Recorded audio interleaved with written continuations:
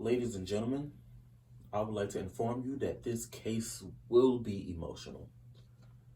If at any point anyone feels overwhelmed, I ask that you step out, compose yourselves, and come back inside.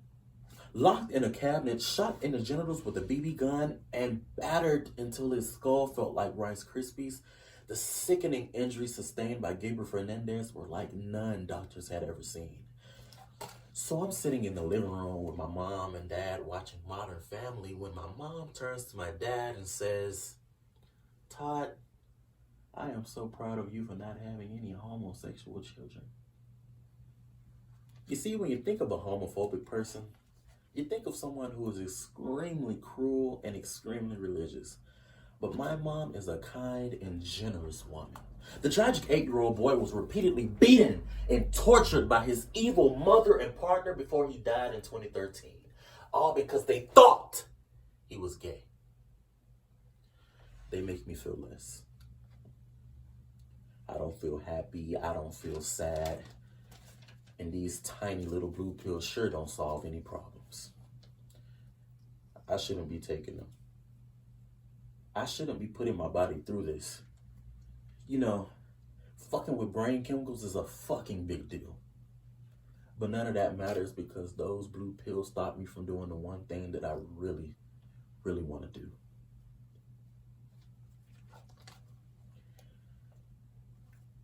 Imagine that you grow up to learn that a certain group of people are evil from the ones you love and trust. Such people are so cruel, so evil that they are punished by God Himself. Imagine then that you grow up to learn that you are indeed one of these people. You are the person that you disliked. You are the hated. You are the despised. Having to grow up and hide your true identity from the ones who claim to love you unconditionally can put a huge strain on your mental health. From poetry, Homophobic by Dana Halcomb, drama, Less by Michael Koenig, and prose, The Horrific Torture Sustained by Gabriel Fernandez by Rebecca Pocklington, a program on the stress of living in a homophobic household. Now, I realize this could have been the moment I come out, but instead of feeling like that was my open door, I felt like someone had just pushed me back inside the closet and slammed it shut. I want to put a period at the end of a sentence. That's all I want to do. Seems simple enough, right? But that's the way these pills make me feel. This was the case that followed me from that night. I remember his throat just looked like somebody had burned him.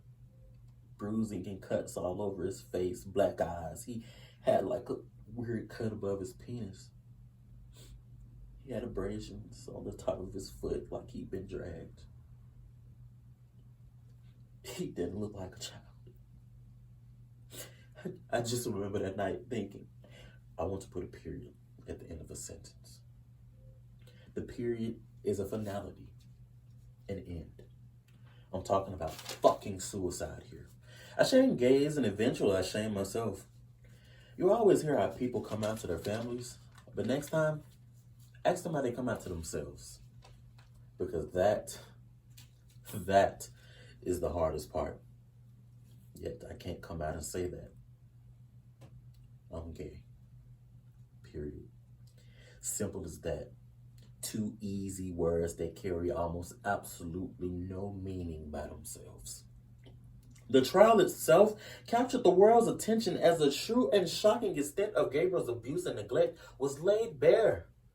Fernandez and Aguirre punished Gabriel for playing with dolls and would dress him in girls' dresses. All because they thought he was gay. I ripped up all my roots, blocked out the sun, and dug into myself to change the parts of me that I thought were law. About gays being an abomination, and now here I am. The abomination he spoke so often of. It's been widely reported that Gabriel would write pleading letters to his mother telling her how much he loved her. Tragically, the court found out that he penned a suicide note. I'm a suicidally depressed, closeted homosexual trying to fit into a world that doesn't want me around. Now I'm just a closeted homosexual, as 2 pills a day have taken away every ability to feel happy, sad, excited, angry, perturbed, aroused, or even hopeful. According to court records, they dismissed it as Gabriel had not specified a plan to actually kill himself. I wanted to end my life. And here I am without one, drifting along from hour to hour and wondering why I can't be compelled to give a damn about anyone or anything, including myself. Those pills are a comma, not a period. They don't stop anything. They just drag out nothingness. That fucking emptiness of existence that comes when you find out that not only does nobody give a damn about you or your life, but that they would rather you be removed from it. My roots were in prayer and God was my son. Things my dad had preached to me about gays, that you're so scum-suckingly low, so virulently immoral, so passionately hated by God himself that your lungs don't deserve the air rapidly pumping into them as you cry your stifle sobs. That's the sentence. Gabriel's vile mother, Pearl Fernandez, pleaded guilty to first-degree murder and was sentenced to life in prison without the possibility of parole. Her partner, Aguirre, however, was sentenced to death in 2018 after denying the charge. He remains on death row now. You see, once you start realizing that your parents weren't always right, you have to start making your own judgments. I found so much love in me that I never thought I had. And suddenly, a lot of things made sense. So let's hear it for those pills. Little milligrams that keep me emotionally comatose and ineffectually existing from day to day, alleviating everything but solving nothing, doing nothing to fix any part of that one small fucked up sentence. I'm gay.